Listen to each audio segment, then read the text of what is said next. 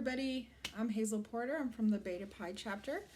I'm super proud to be part of this Read Together challenge hosted by children and families. One of the reasons why I love to read is it helps stimulate your brain and helps your imagination grow. So what I'm going to read is one of the classic tales. I read it to my daughters all the time, Snow White and the Seven Dwarfs, illustrated by Jacqueline East.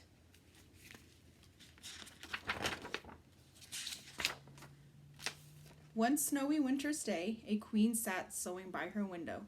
She accidentally pricked her finger with the needle, and 3 drops of blood fell on the snow that had fallen on the black wooden window ledge. The queen sighed and thought, "I wish I had a child with lips as red as blood, skin as white as snow, and hair as black as ebony wood."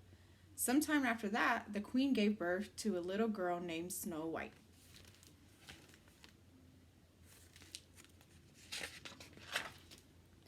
Sadly, the queen died and the king married again. His new wife was beautiful but cruel. She had a magic mirror, and every day she looked into it and asked, "Mirror, mirror on the wall, who's the fairest one of all?" And every day the mirror replied, "You, O queen, are the fairest of all." One morning, however, the queen's mirror said to her, "You, O queen, are fair, it's true, but Snow White is much fairer than you." Snow White had grown up into a beautiful young girl. In a jealous rage, the queen called her huntsman. "I never want to see Snow White's face again," she told him. "Take her into the forest and kill her."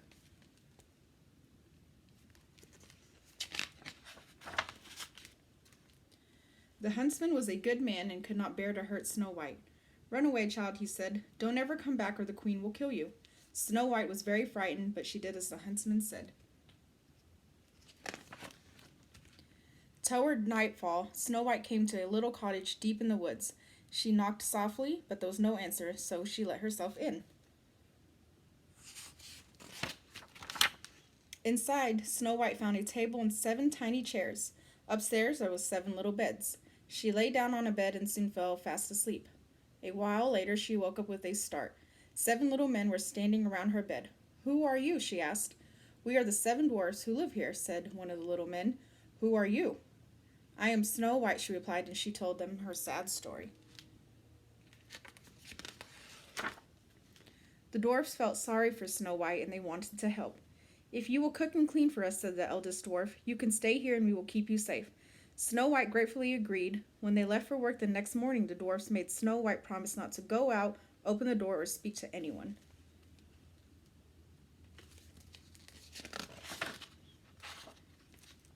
Meanwhile, the queen was back at her magic mirror, but she was shocked by what it told her. "You are the fairest here, it's true, but there is someone fairer than you. Deep in the forest in a cozy den, Snow White lives with 7 little men." "What?" shrieked the queen. "Snow White is alive?" In a wild frenzy, the queen, who was really a wicked witch, brewed a deadly potion and poisoned a rosy red apple. Disguising herself as an old peddler woman, she set out for the cottage where the 7 dwarfs lived.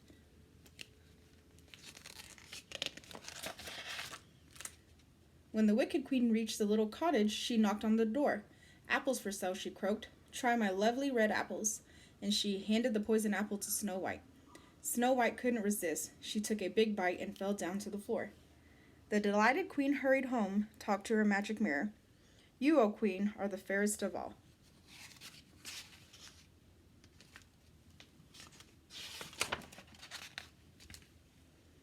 The dwarfs wept bitterly when they came home to find Snow White lying totally still on the cottage floor.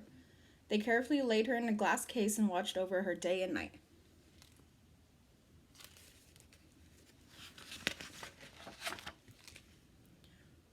One day, a prince came riding along.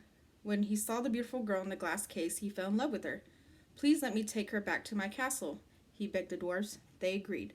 As the dwarfs lifted the glass case, the prince kissed Snow White. Suddenly, Snow White gasped out loud.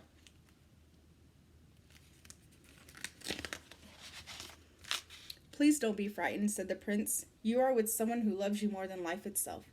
Will you marry me?" Snow White looked into the prince's kind, gentle eyes and knew that she loved him too. "Yes," she said, "I will." Snow White and the prince were married. They lived happily after, together with the dwarfs in the princess's castle. The end.